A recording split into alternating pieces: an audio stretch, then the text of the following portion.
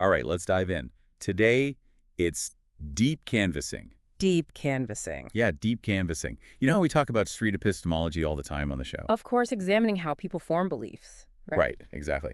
Well, deep canvassing has some similar elements, but it's more about like the why, the motivations behind beliefs. Interesting. Yeah, we're going to be looking at how it works, how it compares to street epistemology, all that jazz. We've got some great sources to dig into a comparative analysis, some research on how it's being used in campaigns, even a guide to actually doing deep canvassing. Sounds like a pretty deep dive. You know it.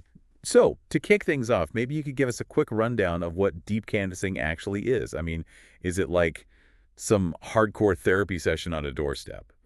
Not quite therapy, but it definitely gets deep. Imagine someone coming to your door, but instead of trying to sell you something or preach at you, they actually want to understand your perspective on something, like, let's say, climate change or immigration. Okay, so it's more about genuine connection than like trying to win a debate. Exactly. One of our sources, A Guide to Deep Canvassing, actually emphasizes the importance of personal stories. Oh, interesting. Yeah, not just stories from the canvasser, but from the person they're talking to. It's about sharing experiences, anxieties, hopes, and really listening without judgment. That makes sense. Creating a safe space for vulnerability. Right. Deep canvassing uses that shared vulnerability to kind of build a bridge, an emotional bridge. The canvasser might share a personal story that connects with the listener's values and then gently nudge them to think about their own experiences, how those experiences relate to the issue at hand. So instead of bombarding someone with facts and figures, you're creating space for them to, I don't know, discover something for themselves. That's the idea. It's about planting seeds of doubt, encouraging self-reflection, not forcing a change of opinion. It almost sounds like a collaborative exploration. That's a great way to put it. And the goal is to help someone arrive at a new understanding on their own terms. But does this actually work? I mean, it sounds like it could be pretty time-consuming, maybe even a little touchy-feely for some people. Well, that's the surprising thing. The research suggests deep canvassing can be remarkably effective even on really divisive issues. Really? Yeah. One study we came across, published in Science, actually found that a single, well-conducted, deep canvassing conversation could significantly reduce prejudice against transgender people. And get this, the effects lasted for months. Wow. Okay, color me intrigued. So how does this all fit into the world of politics? It sounds like it could be a pretty powerful tool for campaigns. You're absolutely right. Our sources indicate it's becoming more and more common in political campaigns these days. But it seems like the implications go way beyond just winning votes. Definitely. I mean, one of our sources, it was an analysis of campaign strategies. It actually talked about how campaigns are using randomized trials. Randomized trial? Yeah, to test different messages and approaches to deep canvassing. Like, they're running experiments to see what works best. That is fascinating. It kind of makes you wonder, are we headed towards a world where elections are decided not by money or flashy ads, but by, like, who can run the best deep canvassing experiments? Who can connect with voters on a deeper level? That's a pretty thought-provoking idea. It's one thing to use deep canvassing to promote understanding and empathy, but it's another to see it as a tool for, well, potentially manipulating voters. Right, it's a bit of a double-edged sword. Absolutely. It raises some ethical questions for sure. So we've established that deep canvassing is this potentially game-changing approach to conversations. But I'm curious, how does it actually stack up against street epistemology? Like, are they rivals, allies?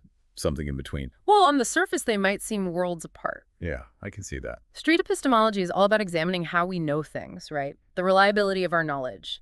Deep canvassing focuses on changing attitudes about specific issues. But there's got to be some overlap, right? They both involve deep, thoughtful conversations. You're right. Both rely heavily on active listening, empathy, asking the right questions. Neither is about lecturing or arguing or trying to win. They're both about creating a space where the other person can reach their own conclusions. So maybe they're more like cousins than total strangers. Yeah, I like that. Distant relatives with some shared family traits. Exactly.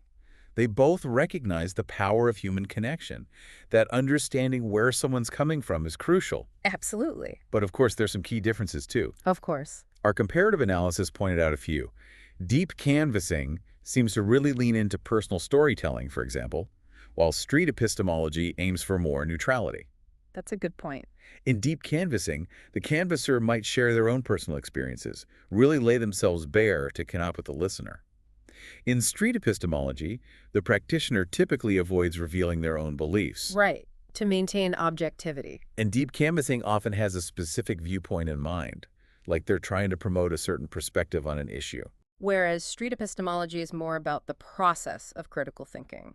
It's like teaching someone how to fish, not giving them the fish itself. Perfect analogy. Yeah. And that leads to another difference, right? How they measure success. Deep canvassing is often looking for a tangible outcome, like a shift in attitude or a commitment to vote a certain way. While with street epistemology, you're more focused on prompting deeper reflection. You're planting seeds that might sprout later on. Okay, so we've got these two powerful approaches to conversation, each with its own strengths and weaknesses. But what if we took the best of both worlds? Could they complement each other? Could they be even more effective together? Now that is a fascinating question. I know, right? Imagine a deep canvassing conversation that also incorporates those elements of street epistemology. Encouraging people to not only reflect on their feelings, but also to really examine the evidence behind their beliefs. Or a street epistemology dialogue that embraces that emotional depth of deep canvassing.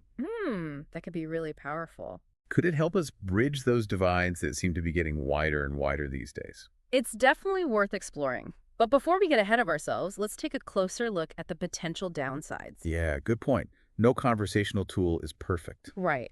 Understanding the pitfalls is just as important as recognizing the strengths. So what are some of the challenges of deep canvassing? Well, for one thing, it can be incredibly time-consuming. Yeah, I can see that. These aren't your typical quick chats. Right. They require deep engagement, active listening, you know.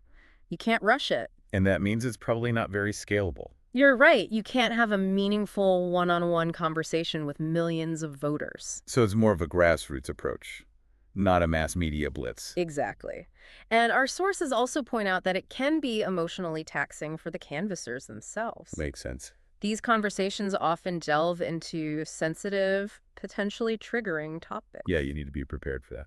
Absolutely. You need a certain level of emotional intelligence and resilience to do this work effectively.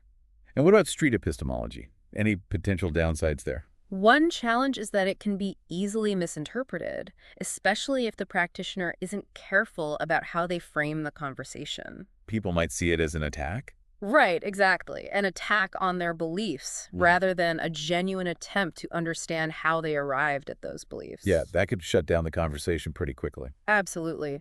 Our comparative analysis also talked about the importance of neutrality in street epistemology. Which is interesting, right? Because is it really possible to be completely neutral, especially when you're talking about emotionally charged topics? Yeah, that's a good question. I mean, we all have our own biases. We do. Even the most skilled practitioner brings their own perspectives to the table. The key is to be aware of those biases and strive for transparency. And to remember that the goal isn't to win the argument. Exactly. It's to foster critical thinking. Street epistemology is about empowering individuals to examine their own beliefs. Not to tell them what to believe. Right. So we've looked at the strength, the differences, even some of the potential pitfalls of both deep canvassing and street epistemology. Right.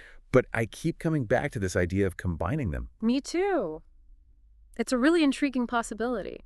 Imagine if these two approaches could work in tandem. It's an exciting thought. Deep canvassing could benefit from that street epistemology focus on the how of knowing, encouraging people to examine the evidence and reasoning behind their beliefs, not just their feelings about them. And street epistemology could be made more effective with that emotional connection, that human touch of deep canvassing. Right, it's like weaving together the head and the heart. More holistic approach to conversation. Exactly. And maybe, just maybe, that's how we start to bridge those divides and create real change. It's definitely something to think about. And, you know, with all this talk about political campaigns and persuasion tactics, it makes you wonder, are we getting too obsessed with winning arguments? What happened to simply listening and trying to understand each other, even if we disagree? That's such an important point.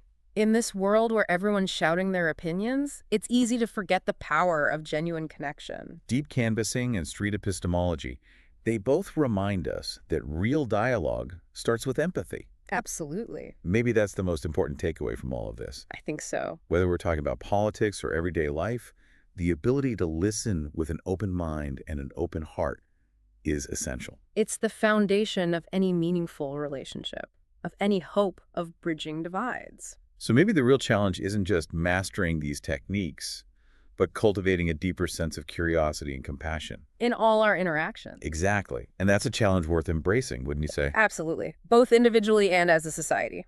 Well said. I think it's time to wrap up this part of our deep dive. We've covered a lot of ground today, from the nitty-gritty of deep canvassing to those big philosophical questions about how we think and connect with each other. We have. But as always, the real exploration begins now, with you, our listener. What resonated with you today?